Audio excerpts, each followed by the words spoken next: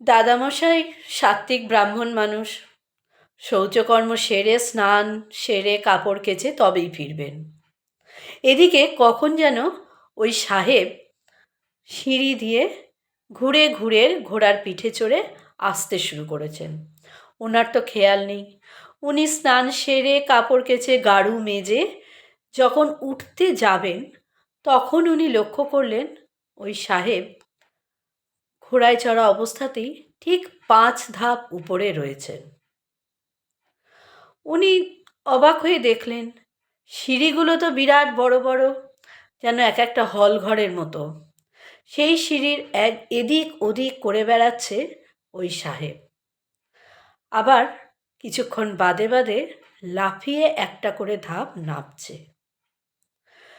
জামা জুতো coat pant, হাতে চাবুক, মাথায় টুপি সব আছে, কিন্তু সবই অস্পষ্ট, ছায়া ছায়া মতো।